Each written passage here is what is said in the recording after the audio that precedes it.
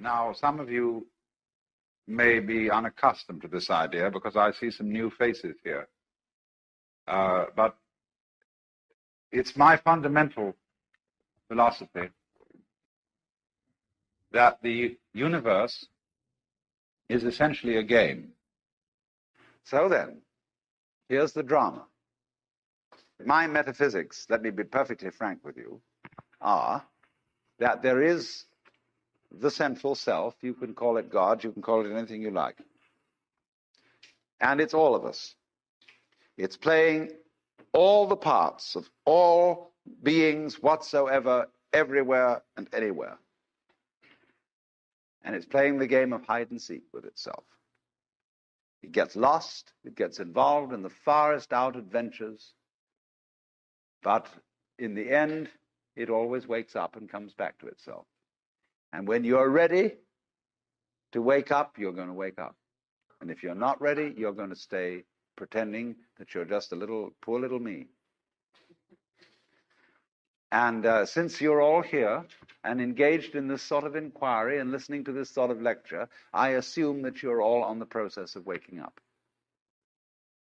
Or else you're teasing yourselves with some kind of flirtation with waking up, which you're not serious about. But I assume maybe you are, not serious but sincere, that you are ready to wake up. So then, if you awaken from this illusion, and you understand that black implies white, self implies other, life implies death, or shall I say, death implies life,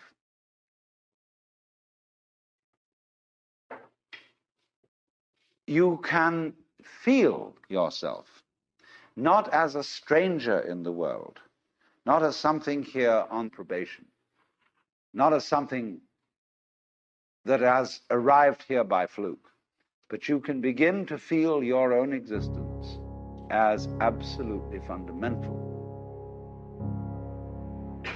What you are basically,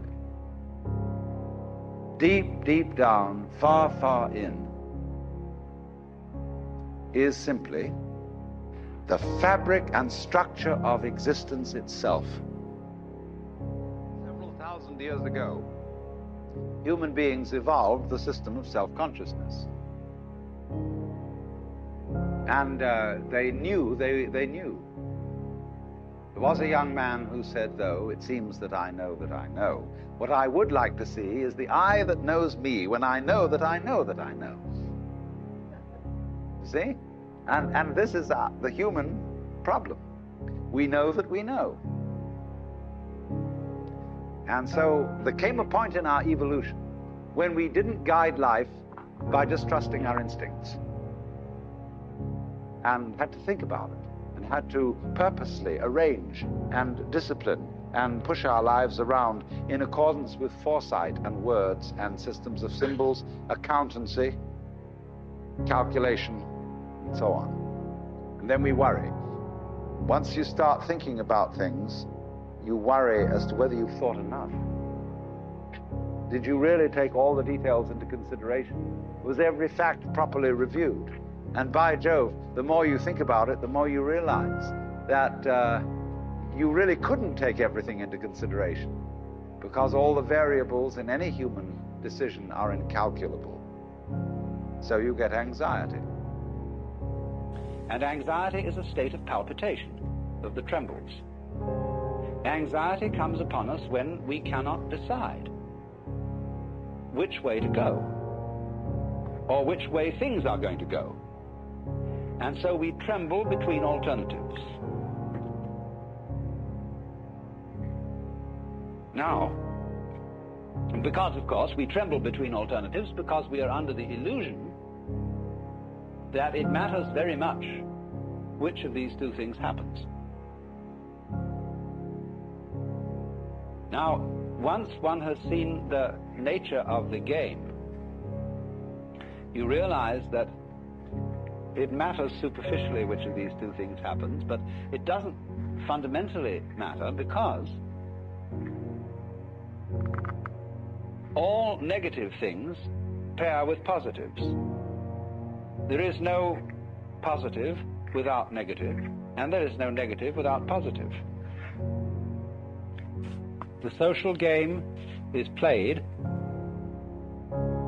with an initial rule. The first rule being, this game is serious, or this game is not a game.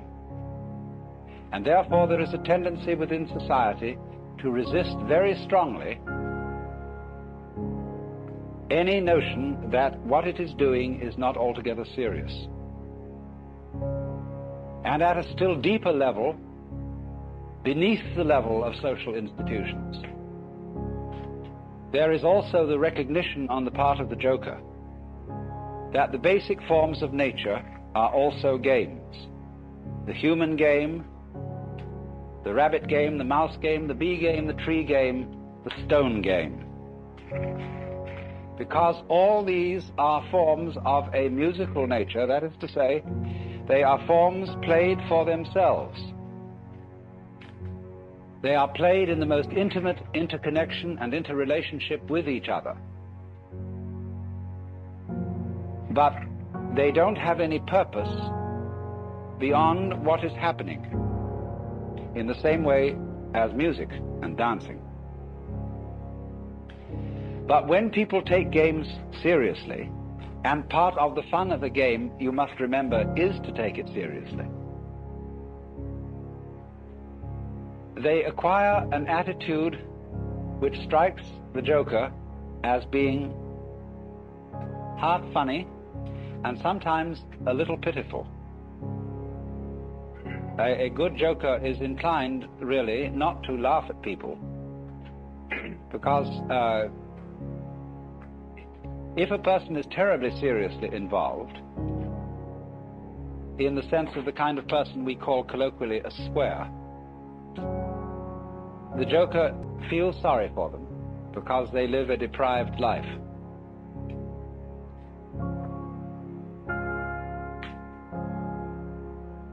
But the point is that he is the one who is a wild man, which is to say, he has no fixed role. He can play, as the joker can in the deck of cards, any role. And in a way, in that sense, all of us are roles of the joker. Because the real joker, of whom any human joker is a manifestation, the real joker is Brahman, is the ultimate player of the game, the divine ground of the universe. So then, if you look upon the world as play, as what the Hindus call the Vishnu Leela, Vishnu being one of the names of God, and Leela meaning sport or play, from which we get our word lilt, then Vishnu or Brahman is the big joker, and anyone who realizes this is the little joker.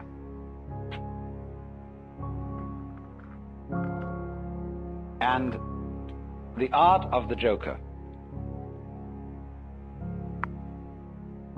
is very paradoxical, because it is to give the show away that it is a game and yet keep the show going on.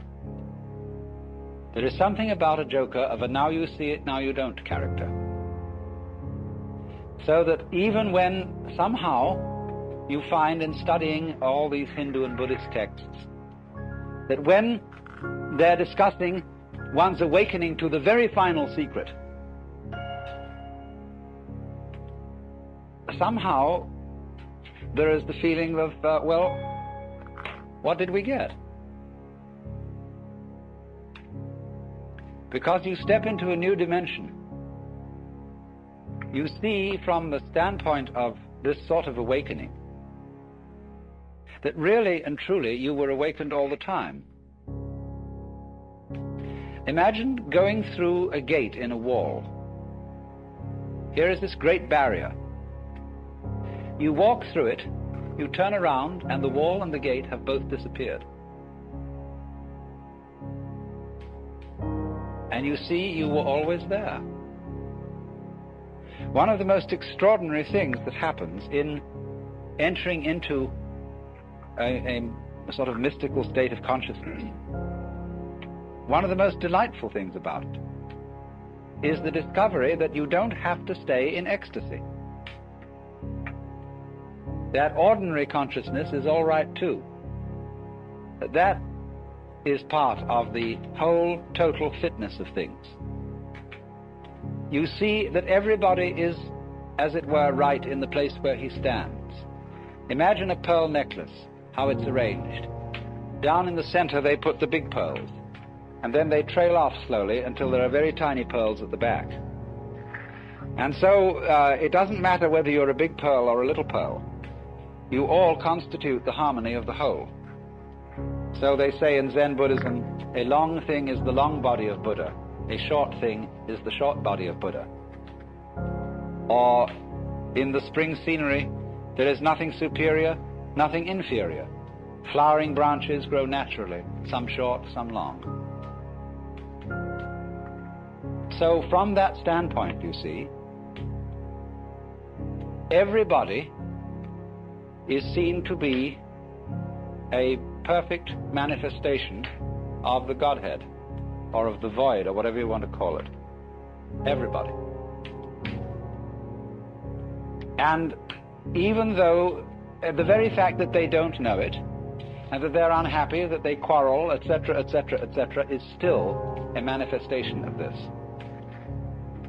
The whole thing is seen like this, just as I was discussing the balances of a garden in which the birds eating the worms and the snails eating the lettuce, all these processes of conflict build up the ongoing miracle of the garden itself. So in the same way, things that you see in yourself as neuroses, as forms of ill health, as things that you shouldn't be, they are your slugs and worms. And there is nothing at all in your whole being that's unnatural. All of it is an integral part of the game. And if you weren't as awful as you are, you might be creating very serious trouble. Now, I don't want to say that so that you can say in turn, well, let me be more awful still. You know, St. Paul got all tangled up in this. He, having explained that without sin there could be no grace, he said, shall we then sin that grace may abound? And his Greek, you know, mithi genito, heaven forbid. But this is, of course, a problem that simply has to be faced, that the universe in its grand design has nothing special to do with morality, or rather no more special connection with morality than with anything else. Morality is a part of the universe. It's a way of playing the human game. And